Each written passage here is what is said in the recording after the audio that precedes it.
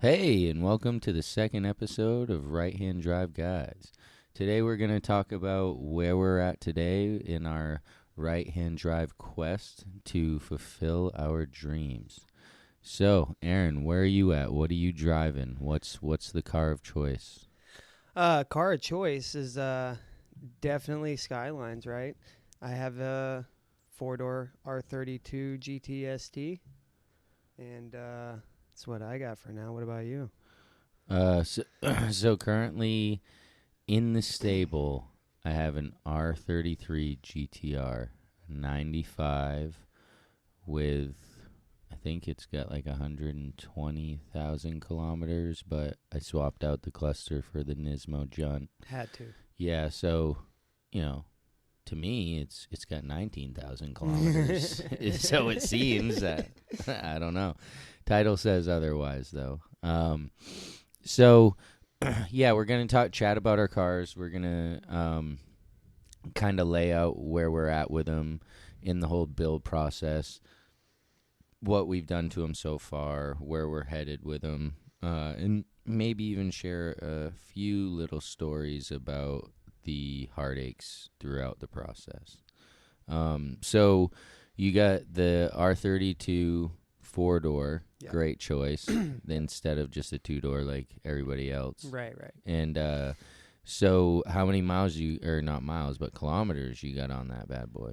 I believe now I'm up to like 178, 178. 179, something like that. Yeah. I picked it up. It had, I think 168. So I put a few miles on it in the last year. Yeah, it's not bad, really. Yeah, it's a cruiser. And you drove, it's a driver's car. Yeah, exactly. You've heard me say that. Yeah. So you put the miles on to drive up here, obviously. Yeah. So you know that 7 hours that you talked about. Right. So what are the mods? What have you done to it so far? So far, pretty much gone through it and did a bunch of the maintenance work that was neglected over the past few years from previous owners. Just cleaning up a bunch of stuff, cleaning up a bunch of wiring. Japanese people love to use those little wire connectors, like the Scotch locks or whatever. So whole car was riddled with a bunch of those from previous gauge setups and stuff like that. Yeah, mods of the past. Yeah. Just cleaning it up from that and doing a little bit of suspension work here and there and just enjoying it. Yeah. So when you're saying suspension work, what are you doing there? So last winter, I pulled the rear subframe out, replaced it with an S13 subframe, and pretty much threw the whole GK Tech catalog at it. I did the reinforcements, all the arms, lower control arms, upper control arms, traction rods, all that. Got rid of the Hicus. That was pretty much it. It has a decent set of coilovers on it that came with it, so I haven't really swapped those out yet, but definitely just replacing all the old arms and tightening it up a bit. Getting everything ready to handle those corners. Oh, yeah. So what's the purpose of the S13 subframe? So it deletes the Hicus. There's like tow rod pickups, and it fits right in there perfectly. The only difference between the R32 subframe and the S13 subframe is the tow rod pickups. So if I was doing it and tearing it down and powder coat and everything, I just wanted to do it right the first time. So I got an S13 subframe, found that on eBay, I believe. I had to settle for it. Oh, nice. Paid a little bit too much for it. But it's all good. It's all good now. It's looks nice and everything's still functioning well. And so you powder coated it, didn't you? Oh, yeah. Powder coated it. Pretty much the same color as the car with a little bit of flake in it, just so, nice. If you do look under the car, you're like, oh, okay. It's not just covered in oil and tar and Yeah. road grime from the past 30 years. So I like to clean things up and make them a lot nicer, and I don't like getting dirty when I work on stuff, so try to keep it clean. Yeah, I hear you. So suspension. What about the motor? You do anything there yet, or? Haven't really touched the motor much. The previous owner had said he like did a head gasket and stuff like that, as well as replaced the turbo with some Chinese garbage. Some Chinese spinny wheel. Yeah, exactly. So he did that, and he also had ECU Master standalone installed and tuned. So ECU Master, what's that? I'm not super familiar with a ton of different standalones, but is that something that's popular and you have access to tuners, or something that's more of a challenge? It's pretty popular. There's a lot of people that do use it and like do support it, but I haven't really been able to find anyone in the Northeast to be able to like really get into it. But it's just one of those things, you just got to find that one person that does know and that can help you, but haven't found them yet. Right. So in other words, you bought a laptop from Best Buy and have trying to been figuring it out yourself. Yes, exactly. and honestly, whenever I went through, I did find a couple of issues with the previous tune, whether it be like the sensor calibration and stuff like that. I changed that up a little bit and made the car idle a lot better and run a lot better, but haven't really tried any tuning yet. Right. Yeah. I mean, that's obviously scary. Something that if you make a mistake, you're in trouble. Oh, like yeah. if you whatever adjust the air fuel incorrectly or the timing, and all of a sudden, yeah, Right, you exactly. got bigger issues.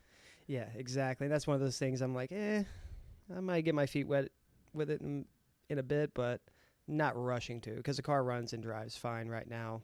So I'm really just enjoying it while I can until something major might happen, or that's when I'll find that person and be able to tune it correctly. Right? No quicker way to a 26 swap than tuning the car yourself. Exactly. Yeah, I hear you. That's cool. So would you say, and you got any exterior stuff? I know you've been playing with some wheels, and you did some funky tint. Yeah. So last year, whenever I did all the suspension work and stuff, I put on a set of the 5 Ziggin FN01 RCs that I've had since way back in the day when I had 240s and stuff. So I put a set of those on it. It looked nice. They were just a little bit too big, a little bit too aggressive. Had to run a lot of camber, and not really my thing totally, but it did look cool. But now for wheels, I got a set of Advan SA3Rs in a decent setup. But yeah, that's going to be the goal for next year, is to get those things on. And what color are those? They were the black and blue colorway, but I had them powder coated just straight white with a little bit of flake in it and some subtle. Yeah. So I wanted to do full polish or chrome, but that was pretty much impossible to find in the area. Yeah. And I didn't really feel like shipping them out and having to deal with that. So I settled for white, and I think it'll look good. As far as just get to see those yesterday or something, didn't you? Yeah. I went by the powder coaters yesterday, and he had the center caps and stuff sprayed out and ready, already done. So checked those out. Everything looked awesome. So thinking a couple more weeks at most, and I'll have those back on. Yeah, sometimes I know things like that end up taking a little longer than you expect, but when the final product comes out, it's generally, you forget all that time that you had to wait. Right. Because you're more focused on getting now them on. It's sick, yeah. And now looking at it, you're like, about time, but, yeah, It is what it is, right? So would you say that would complete, what you kind of got done to the car? Oh no, you got a rear diff in there or something, don't you? Yeah, that actually came with the car, and the previous owner didn't even know it had it in there, but it has a cause two-way, and I actually found like the I don't know what you would call it, I guess a manufacturer sticker on the diff, and had a date from like 2001 or something like that. I was like, holy cow. Decent. Yeah, it's been there a while. And then over 20 years. Yeah. And whenever I got the car VX, after I got the car VX on it. And good time to get it after you get the car. Yeah, after I get the car, where I'm like, what's up with this thing? What does it have? But actually found it on there, and it was on the auction sheet from. Oh, the diff was on. Yeah, there? yeah. Oh, The that's diff and a sweet. couple other small things was on the auction sheet from whatever 10 years ago, I guess, whenever it was at auction and shipped over. Which is wild to think about. It's new to you, but it's not even new to the States. Yeah, it's crazy. It's been Been here for a here. bit. Yeah. Yeah, CarVX is sweet. If anybody's ever looking to get, a right-hand drive car, whether it is already here in the States or you're looking in Japan, CarVX is basically like a Carfax for Japanese Anything cars. that goes through the auctions shows up on that site. Yeah, and sometimes more, in the sense of like the R34 that I just got has a CarVX, but I don't think it went to the auction. There was no auction sheet. There was all of the registration info and all of that stuff. Oh, yeah, that's pretty cool. So, I mean, I think even if you're not necessarily getting an auction car, it could still kind of give you a little bit of, kind of info on what you're working with. Is this truly a one owner? Right. Has the odometer been screwed with? Just some of that little stuff. So if anybody's ever, trying to get into the Japanese car thing, definitely CarVX, and then they'll also translate it for you that you're not just looking at a bunch of scribbles being like, okay. Right. Yeah. Seeing maybe like HKS on there or Gretty or something like that. Like the words, yeah. Yeah, and so when I got my R33, I didn't really know about CarVX. It wasn't until after I had already sent the money that we looked into it, and we found a few things that were semi-concerning for a first-time, GTR buyer. Like I said in the previous episode, I did get it for about $40, and so at that time, I felt like it was a decent risk. And looking at the CarVX after, we quickly realized the car definitely was silver prior, and it did have some, damage in the rear quarter and stuff like that. So, again, I never would have known any of that if I hadn't have just, paid the. It's not even a lot. It's like $40, I think, tops. $40 is a great investment prior to spending $40,000 if you know about it. So, yeah. So, my setup on my 33 GTR, I'm coming up on 2 years, or no, I just passed 2 years of ownership, so I've had a little bit more time to put, some effort into the car. I started out by kind of stripping it down and finding any OEM parts that I could replace, whether it was the badges, the seals, just different items that were easily, acquired. Right. All that stuff that gets beat over time. Yeah, like you said, the maintenance stuff, you're getting this car from an importer. They're putting the least amount into it because they need to get their money back. Right. And so when you're an enthusiast like we are, you get the car, and some people would just be happy, right? Like I got a 4-door R32, or I got an R33 GTR. Like, I just want to drive this thing. Right. But guys like us are looking at it like, I need to recondition this thing. Right. I can't handle this cracked weather stripping. Right. I don't want this door card falling off. I don't want, these different things that maybe some people would just ignore because they're just happy enough having the car. But guys like us, like that next level of enthusiast, want it to look and perform OEM or better, OEM plus, right? And so restoring to former glory. Right, exactly. And even if it is some of those little things like, windshield washer fluid nozzles, just little things that bring it back to that former glory. So that's kind of what I did.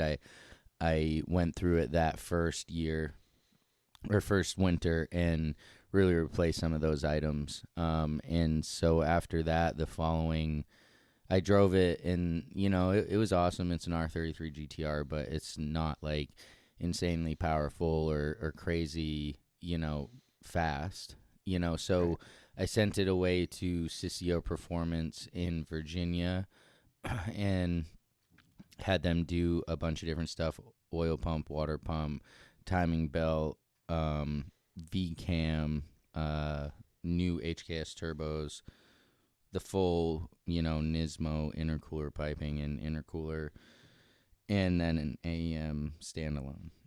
And so we went to pick it up I think we got it back in September. I think we dropped it off in May and got it back in September. Something like that. Yeah, kind of way too long, but whatever. We went and picked it up and we drove it and it felt awesome. We were both like, oh, shit. That rip around the block was sick. Yeah, it was like the best drive I've had in the car Yeah. since, right? So It was like, whoa. yeah, so and it felt awesome, especially compared to, the last time we had driven it, of course, 5 or 6 months before. And yeah, we got it. We're, like I said, we're down in Virginia. We took it around the block. It was an amazing drive. We brought it home, and I mean, the car did pretty well until we took it to like a track event and realized that there was some maybe some extra crankcase pressure or something like that that's Right. creating like some blow by. And RBs are famous for that. yeah, so now I got a little bit of extra work to kind of figure out doing it, to figure out how to get it back to where it was. But beyond that, with that car, it was really just to try to keep it somewhat factory looking. I got some LMG T4s. I didn't really do much as far as like on the body. I got some garage active mirrors and stuff, but overall just wanted to clean it up. We had our buddy Jay Pottle. He came and he polished up my car. He did yours also. Oh yeah, right? it was a completely different car after that. Yeah, so, and that's a big thing, just kind of correcting that paint and getting some ceramic coat on there to protect the paint. Even if it's a garage queen, just that dust will wipe right off, as opposed to actually having to truly clean the car. Right. So overall, yeah, I mean, I'm kind of done with that car beyond just kind of getting the motor back to its like supreme health. Otherwise, maybe a few little accents or something, but I think that's going to be the extent of kind of the money I put into that car for sure. You got bigger fish to fry. Yeah, got bigger fish to fry, but none of them are here. I got to save my money for them. So how did you get your car? Like, what was the deal with it? Like, how do you get an R32 4-door? Well, for me, it was getting on Marketplace because that was kind of the place to go to really try to find one up in this area. I didn't really want to get one from an importer because they tax you a little bit. Yeah, you pay the tax. Yeah. So kind of want to buy one off of individual. So was searching on Marketplace for a while and found a few that caught my eye, but there was one in particular. It had been completely resprayed. It had the rear had been cut and coupe taillights were put on rather than like the 4-door taillights that are a little different looking. But this is the car that you have. Yeah. This is actually the car that I ended up buying. So okay. It was in New Jersey, about 7 hours away or so. But I talked to the guy, and he seemed confident in it, and gave me all the info I wanted, told me everything I wanted to hear, pretty much. Of course, yeah. Yeah. So a couple days later, I had booked a flight to Philadelphia, one way. How far from Philly was it? It was about, I think it was about 40 minutes from Philadelphia. So flew into Philadelphia, got an Uber to the guy's house. Nice. There's no going back at that point. Yeah, no. Yeah, especially when we pulled up and he had the car in the driveway, like running. Yeah. Just jumped it for you, brother. Right. No, I mean it was pretty clean. Like I saw it, and as soon as I saw it, I was like, this is it. Like this guy has my money already, pretty much. So we took it for a test drive around the block, and everything worked and made some cool noises. And once that dump opened up. You're like, yeah. It was first time driving a turbo car, or even really a 5-speed for, pretty good while. I haven't had like a car like that in a long time. So just getting back in it and driving it, I was like, oh, wow, this is cool. So we got back to his house, gave him the cash, and then I was on my way, pretty much going from New Jersey up here to Maine.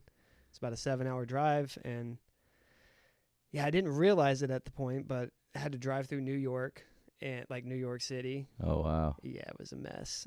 So you fly into Philly, guy has you over there in Teterboro, New Jersey, and you give him the money, and he says, see ya. Yeah, pretty much. And I obviously didn't drive down. I didn't have a truck and trailer, nothing like that. And I planned on driving it back. Asked the guy for his, see if he would let me borrow his tag, and I mail it back to him. And he was like, "No, bro, no way, dude. That's my dad's. He would kill me."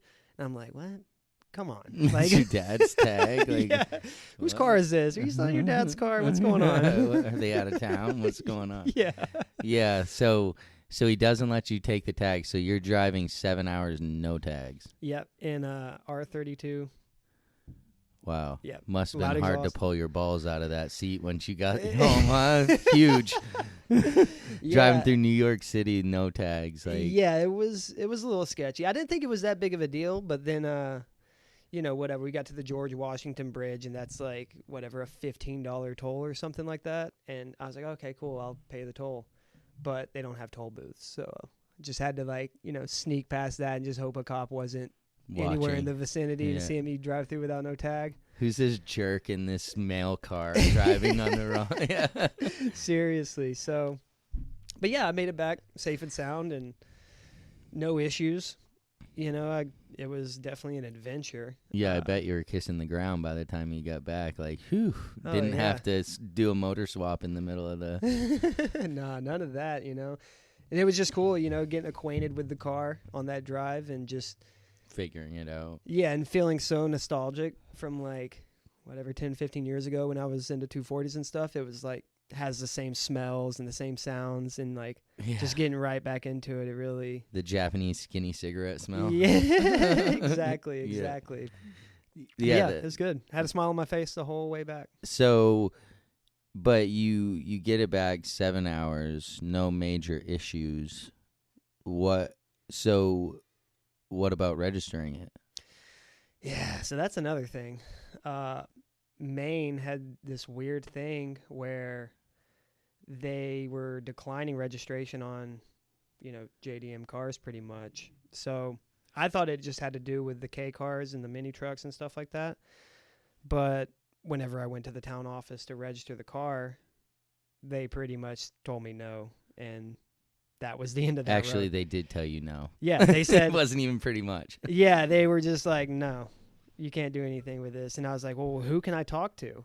And they were just like, you can go to the DMV. And I'm like, I tried calling them, trying to get to the bottom of it, but it was just dead ends everywhere. And I couldn't go back to the town office to try to register. They'll just tell me no again because it's the same person. Right. So I ended up having to register it with my mom in Tennessee. So it worked out in the end. Plan. Yeah. Had a backup plan. So it's my mom's car. We share it. Yeah, that's cool. Yeah, I bet she loves driving it. Oh, yeah, she does. Yeah, which is wild because I probably a year, let's just say a year earlier. Yeah.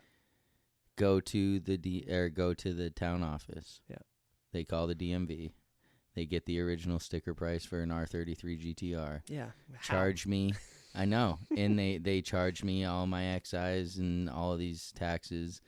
They get me registered, good to go. Yeah. Literally, 8 to 12 months later, they tell you no. Yeah. So I'm making plans to figure out how to get my car registered if they won't let me renew my registration, because I figure sure enough, if they didn't let you register it, what's the difference? There's no difference, literally. Right.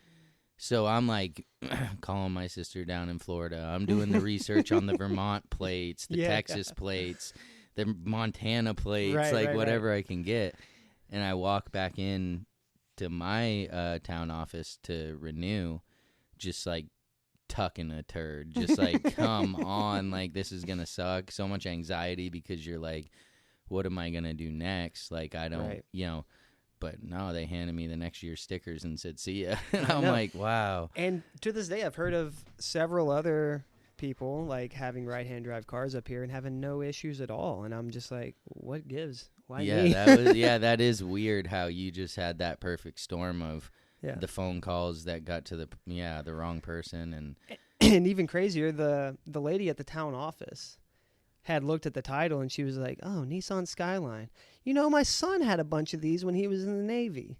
And I was like, "What? Like, what are the odds?" And I thought I was going to get called out for the, low sale price or whatever it might be, some sort of discrepancy like that. But no, they were just like, "Yeah, you can't do this here. Yeah, sorry. See ya." Yeah, and so, hey, Mom. Yeah. Yeah, which luckily, right, that was kind of like an easy fix in the sense of, yeah, like you got to have your mom do it, but you got plates and Right, like you're right. all set. So, yeah, my purchasing experience for my car was a little bit different. As far as, I purchased mine from an importer, one that I hadn't really heard of, but it seemed like they had sold enough cars to kind of give them a chance, which was JDM Sport Classics out of Three Rivers, Michigan, which is, again, a weird place to have an importer because you're like Nowhere near a landlocked. port. Like, yeah, you're not. Yeah, you're doing a lot more work to get these cars. So you would think the price would be higher, but like I said, they were asking 44 when I was looking at it. But to get to that point, me and my wife flew out to Detroit, and we drove to Three Rivers, which is almost a 3-hour drive. And it was in the middle of winter because I purchased a car in February, so this was like January. And we flew in the middle of this storm, and we're like driving down the highway headed towards Kalamazoo, and literally so many people are off the road. Like, it was I've never seen this in Maine ever. Like, in the span of like 7 miles, it was like 20 something cars off the road. Like, it was just crazy. Like, and we're in this little Jeep Wrangler thing. Like, I'm just like, yeah, no, I know how to drive in this. These guys just must like suck, but this is Michigan and they get snow too. So why is it like this now? But we just went really slow, and we made it through there. We end up getting a hotel in Three Rivers and show up at the spot the next day. We check out the car, but again, there was a big winter storm, so there's like shit tons of snow outside, and these people haven't cleaned up their parking lot. The road is like got mounds of snow in the middle of it. Like, it's just a mess, and so we can't test drive the cars. Yeah. They start it for me. I get to look around it. I called our buddy Varney, who owns a car dealership. I called you. I FaceTime. I remember. It's cool. Yeah, and so it was like, everything looked good. In hindsight, I wish I could have really known a little bit more at the time, Right. because the importer left it out, and I didn't realize it because it's a pretty decent color change, but the car was color changed. Yeah. It was originally KA2, which is silver, but the car's CM1, it's white. Right. So the bay's done, every single piece is done. There's nothing, can't even find silver on the car. Yeah, the only way we found out was the VIN tag, right? Right. We had it right on there. It's like, KA2, wait a minute. yeah. You Google that number real quick, and it's like, wait a minute. Yeah, that's like the silver. So, yeah, I mean, there was a few things that weren't disclosed. It had blown shocks or, Tane adjustables on it. It was mismatched too, right? Like the rears were different. Yeah, than the fronts. It was the like, rears were what? something else. Yeah, so it was one of those things where after I got it home, of course, like I can really see it. I mean, they put it on the lift for me, but like they're standing there looking over my shoulder, you know. Right.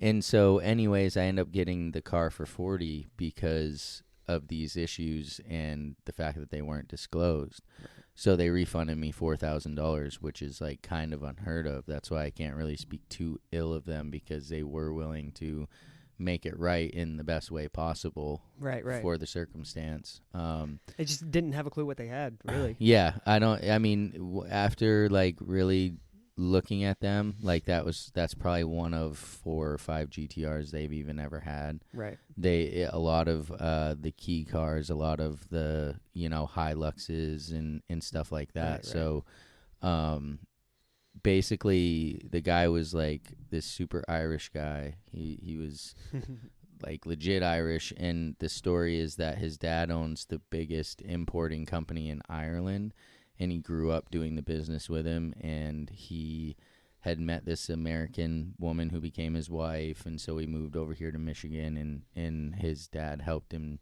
do the importing thing over here to try to get established. So I mean, it's a family business, but again, I don't think they ever really specialized in like sports cars, you know. Right. So yeah, I purchased it from them. They helped me get some shipping, and then when it showed up, I still haven't even driven it. Like, I still haven't driven it. I don't really know how it runs. Right. And it's still snowing here. So guy brings it in an enclosed trailer. It starts. We back it out, pull it in the driveway into the garage, and literally still don't even know. Yeah. Just start taking it apart because I'm not driving it on the salty roads. So at that point, now it's in my possession, and I've got, one of the dream cars, whether it like runs great or not, or pulls under boost or whatever. I have no clue. Turns out it did. It ran great. It was awesome for like what it was, Yeah. But yeah, that's kind of like how I got it, so to speak. It wasn't quite as like, I would say, daring as the way that you had to get yours get dropped off by an Uber and just pray. I mean, it was, kind of the same type of situation, but Right. when I sold my R35 GTR, a guy got an Uber all the way from Massachusetts to buy the car. Wow. Yeah, so like you thought you were committed. Yeah. This guy got an Uber all the way from Mass. Right. Like, you 3 at least hours, were 4 just hours. a flight away. He and he has the Uber guy drop him off, Yeah. and the Uber leaves. No taking him back. Yeah. It was some Uber guy from New Hampshire that drove to Mass to drive this guy to Maine. I can't imagine the ticket on that, but this dude jumps in my R35 with fucking bald-ass tires and fucking never hear from him again, dude. Gave me cash and left, and I was like, Nice. all right. So what do you have planned for the future for the R32?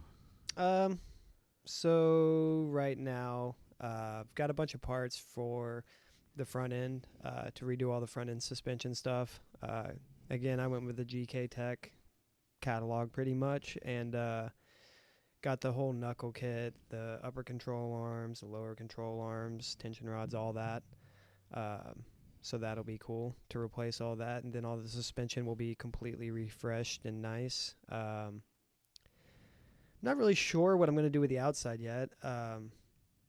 Definitely want to respray it the same color just to kind of refresh it. Maybe add some flake into the paint or something like that. But Find any Japanese body work that you don't know about? yeah, yeah. I'm sure we'll find some of that whenever we start sanding it and get up under it. And so, if it is too bad, if there is like a quarter full of Bondo or whatever, I got a wide body kit to go on it if I need it. So if I need it, If I well, need guy's it, got yeah. a wide body on deck in case he might happen to need it.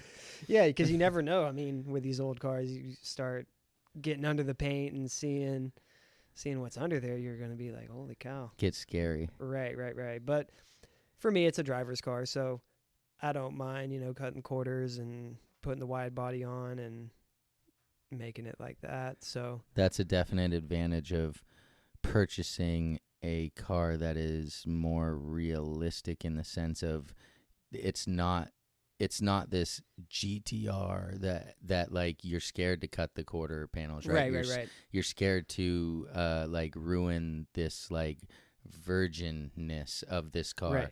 Like with something that's a little more plentiful, it's like, well, you know what, I can do this, and I feel like the result a lot of times is more dramatic creativity when it comes to the styling Right. of the You car. can really do what you want without being scared, I guess, to lose Right. value in it or whatever it might Right. be.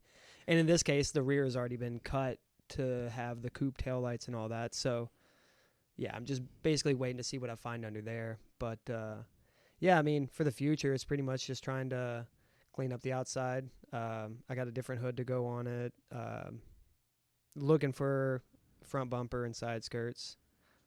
Currently, it's got like the GTR front end and Type M side skirts, but probably going to find something a little more aggressive just to change up the look a little bit.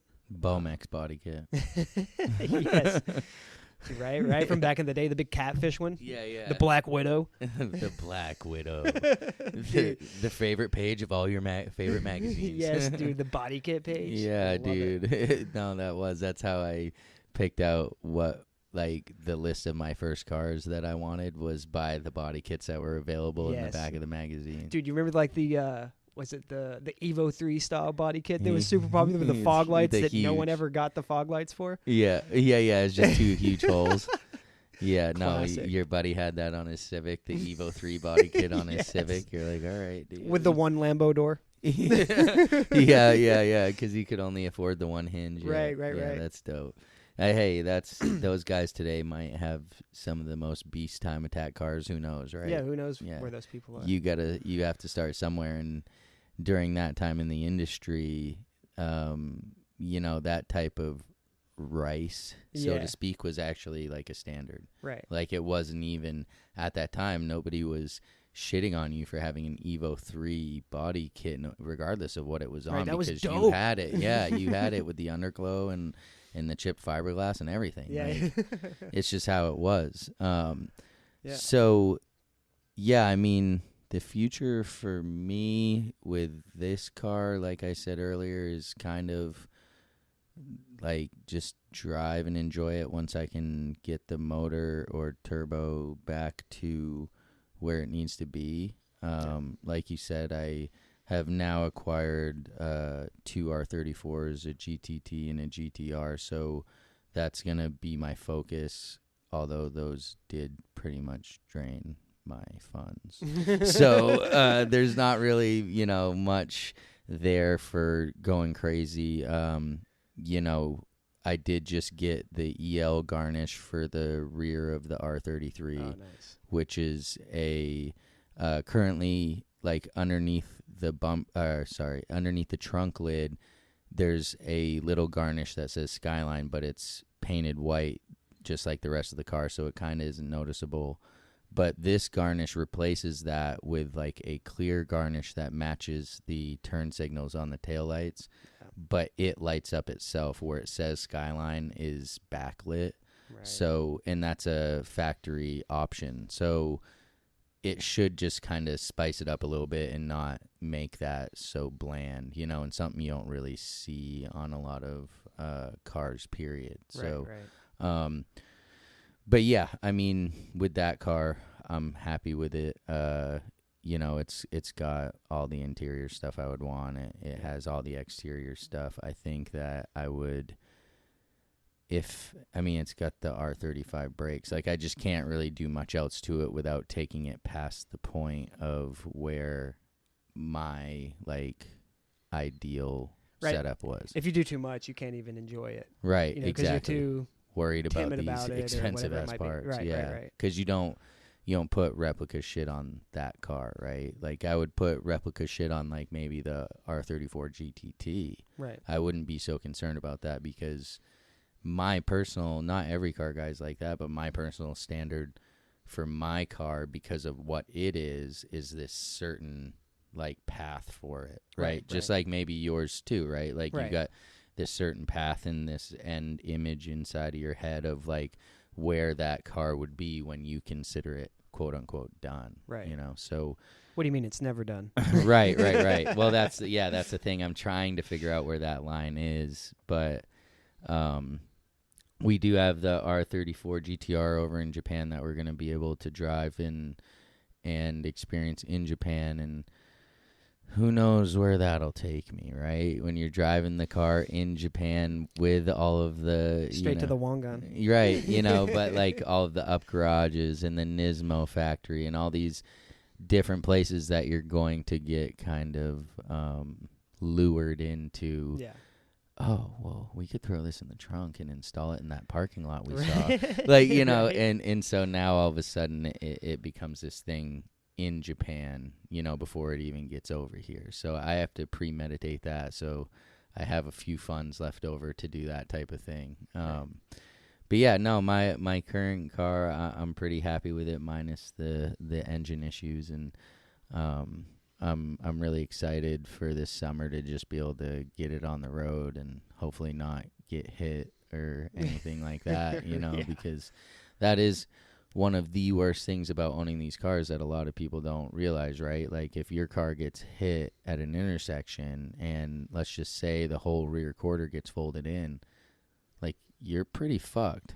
Like you're definitely upset, to say the least, because that part isn't over at, you know, the local dealership. You know, no that way. part's probably not even in America. Right. So, like, now Maybe what? not even made anymore. Some of Right. these things, like, And maybe it's got to be a repair if it's repairable. And, like, the person who hit your car had no clue that they were about to hit a No fucking clue. JDM car. no, they hit a 90s shitbox. Right, exactly. That's kind of what they think. They just hit this old-ass car, but in reality, like the heartache and the stress that will cause the car owner, you, is like unrelatable to that person. They can't Yeah. even understand. They're like, Right. dude, what's the problem? Why are you freaking out? Right. Well, dude, this is my pride and joy that I've literally worked for since I was a teenager, and you just crushed it by running a stop sign. Right. Yeah. So that's whenever we leave the driveway, we know that there is this inherent risk of losing what we worked so hard for,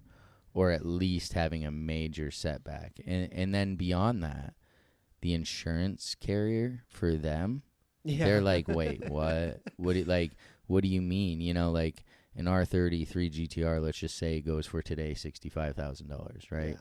They're like, hold on. This is a Why? 1995. Nissan. Is this even legal here? Yeah. Like, you know, and so now it's this thing where you're in this like litigation with this insurance company because they're like, this is a $8,500 car, and you're like, no, this is a $65,000 car. Yeah. And you know, how is that? Because of the market? Like, where does that even go from there? I personally Right. don't know. I've never been involved with it, and knock on wood, hopefully I never am, you Right. know, but I can just imagine there have been a few guys that have had to go through Oh, I'm sure. some pretty sad moments with that type of thing. Oh, yeah. I'm sure. So I think this pretty much concludes, unless you got anything else about your car. I think this concludes the second episode. Yeah, I think I'm pretty good on it. Yeah, we just wanted to kind of give you guys an outlook into where we're at now in like our automotive journey. As far as the cars that we have a few other episodes coming up with some new topics, and we'll be going over the garage that we just built and the purpose for that and how we're going to incorporate it into our car lifestyle and probably this podcast. So we appreciate you guys listening. Definitely tell your friends, tell your family about the Right Hand Drive guys. Yeah. Yeah, Check us out. because we're going to keep making the content and keep bringing you the best that we got. For now, peace. See ya.